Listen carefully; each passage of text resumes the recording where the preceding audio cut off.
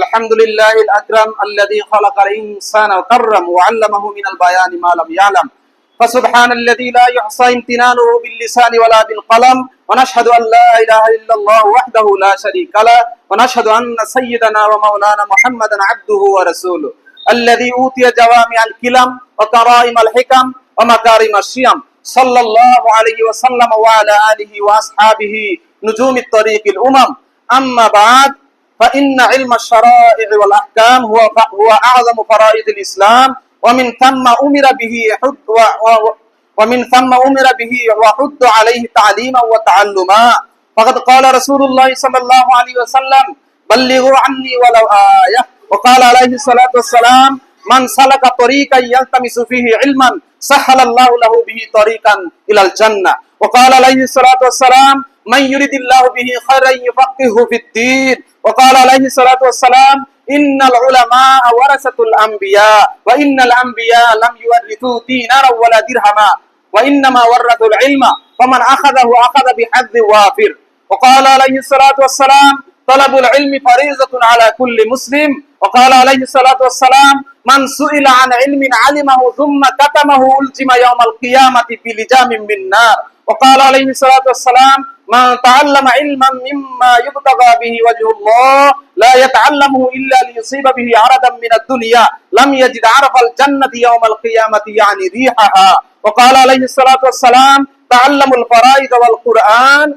فإني مقبول أعوذ بالله من الشيطان الرجيم أمن هو قانت آناء الليل ساجدا وقائما يحذر الآخرة ويرجو رحمة ربه قل هل يستوي الذين يعلمون والذين لا يعلمون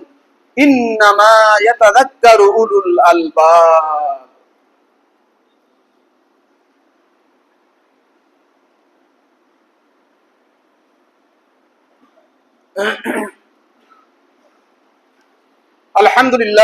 الحمد لله أستعينه وأستغفره ونعوذ بالله من شرور أنفسنا من يهد الله فلا مضل له ومن يضلل فلا هادي له وأشهد أن لا إله إلا الله وحده لا شريك له وأشهد أن محمدا عبده ورسوله أرسله بالحق بشيرا ونذيرا بين يدي الساعة من يطع الله ورسوله فقد رشد ومن يعصهما فإنه لا يضر إلا نفسه ولا يضر الله شيئا أعوذ بالله من الشيطان الرجيم إن الله وملائكته يصلون على النبي يا أيها الذين آمنوا صلوا عليه وسلموا تسليما اللهم صل على محمد عبدك ورسولك وصل على المؤمنين والمؤمنات والمسلمين والمسلمات وبارك على محمد وأزواجه وذريته قال النبي صلى الله عليه وسلم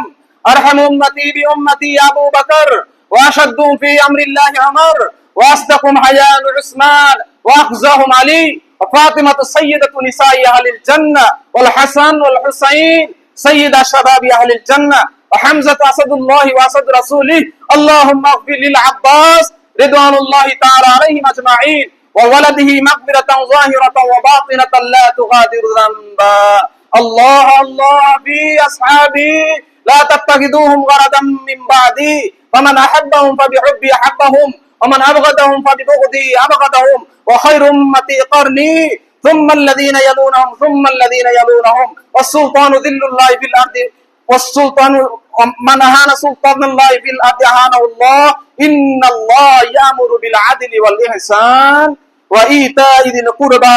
وينهى عن الفحشاء والمنكر والبغي يعظكم لعلكم تذكرون فاذكروني أذكركم واشكروا لي ولا تكفرون